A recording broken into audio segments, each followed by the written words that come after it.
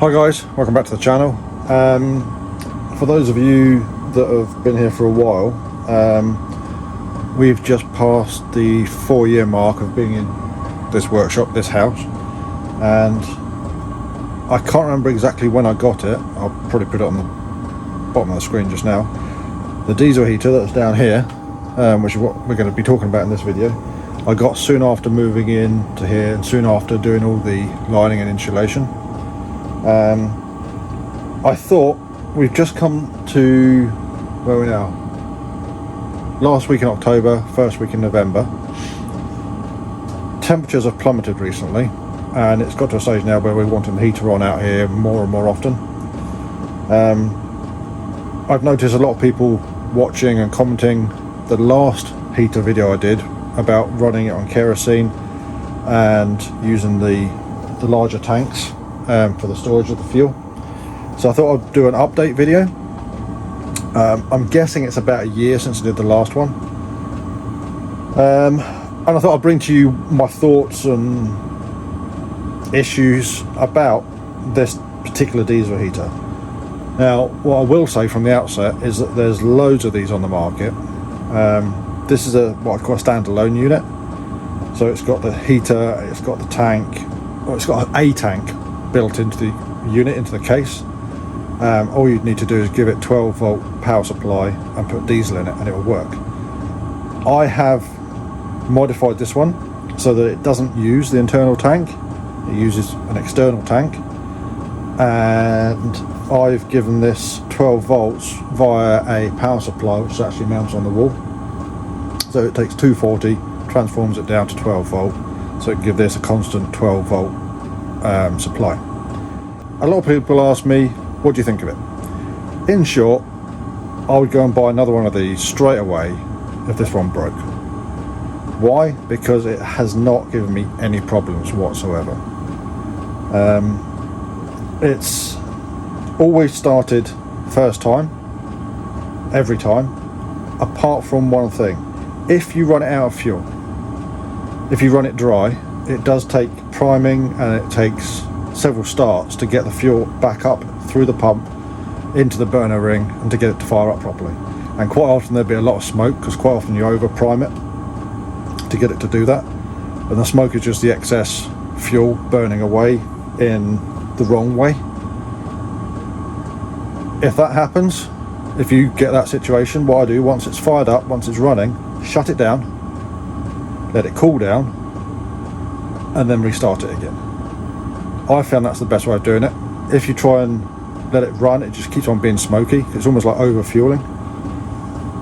Let it shut down, cool down, let some of the fuel evaporate out, and then just go again. Has it been good on fuel? Well, I can't remember exactly, but it would have been about December time last year, I bought the last lot of kerosene, which was 100 litres. Had it on whenever we've been out here throughout the last winter, and that 100 litres, no, I lie, it's not 100 litres. I bought 100 litres, but actually gave 25 litres to a friend of mine for his jet. So it's only 75 litres we used between December last year and now, I think. Now, we don't have the heater on all the time. It's not like 24 hours a day it's on. It's out here. If I know I'm coming out here for the day, I'll come out in the morning, turn it on, have some breakfast, cup of tea, and then come out and the place is warm. I've bought, well, I'll show you. I've bought 100 litres, 1, 2, 3, 4, last week. That's what's left from the last load of fuel. It was probably about there, I'd guess, when, in fact, no, that's not a mark. Yeah, so it's about there when we came out the other day and were wanting to warm up the place for the first time. So it hasn't used that much fuel. It is quite economical.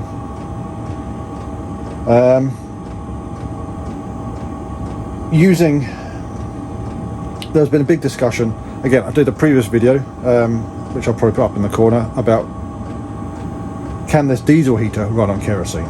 Kerosene, in my mind, is so very similar to diesel. Yes, there's going to be people who argue there's different BTU ratings, different energy density, different lubrication qualities, etc., etc. I'm in the UK, specifically Scotland. Kerosene, where I am, you can buy it from the pump. You don't have to get a tanker to come. And I've just paid very roughly £1 a litre, just under £1 a litre for this lot of kerosene. So some people are going to say, well, it's cheaper to run it on diesel, or it's cheaper to run it on this, or whatever. Different areas, different prices. You just have to use whatever's most economical for you. For me, this is convenient because I can go and buy 4 barrels of it. It gets pumped, it gets put in the car, it gets brought here, done. Yes, it'd probably be cheaper to get a big bunded oil container, probably out the back somewhere. But then I've got the cost of actually buying that tank, installing it, etc., etc., and then it's in a fixed location. If I wanted to, I could pick up this heater and put it over the other side somewhere, if I wanted to, if there's air outlets. It's not a fixed location. I could theoretically take this camping somewhere, theoretically, and heat up a tent. Don't think I'd really want to, but I could. It's not a fixed installation. I like having it like this. It heats up. This workshop, I worked it out, I think it's 146 cubic meters,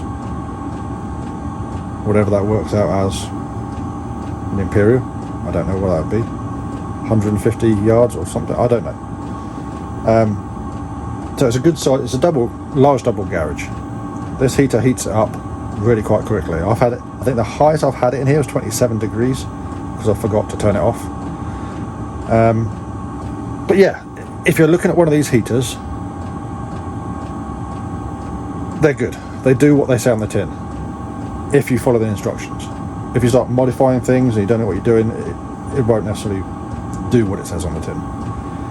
Having the external tank is a good idea, and I can supply the fittings for making the cap, for making this bit here. I can supply fittings like that. That should be on our website. I can supply the tubing as well, Tygon tubing. Use Tygon, don't use anything else.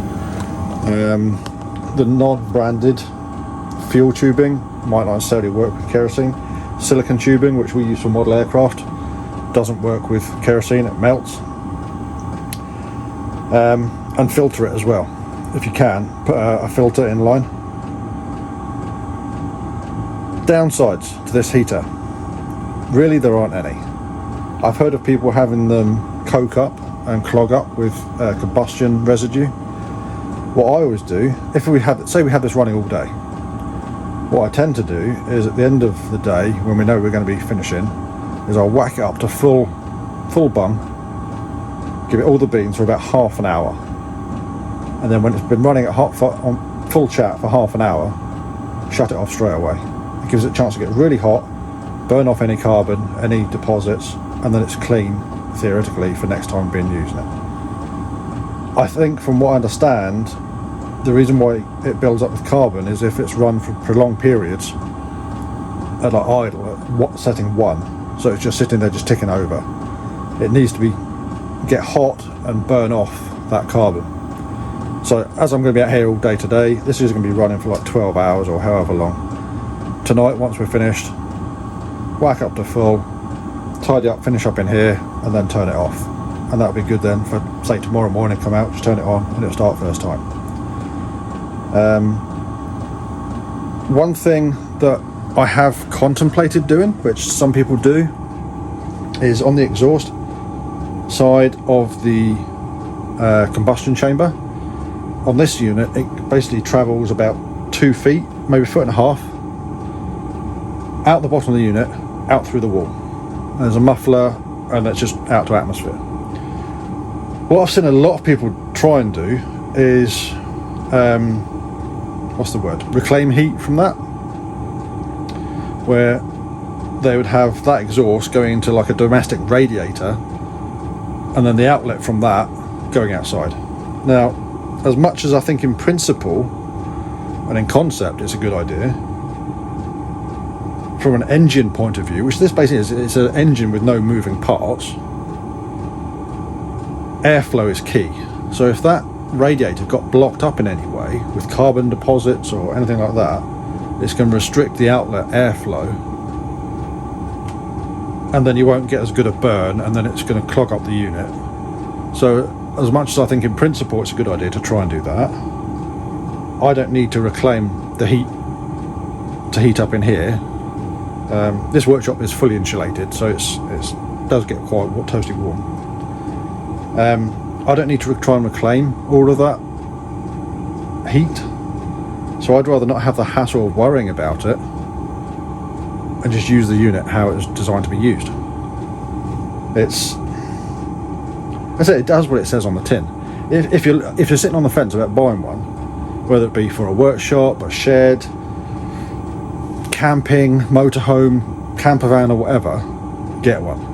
This isn't a branded one, this is a Chinese unit.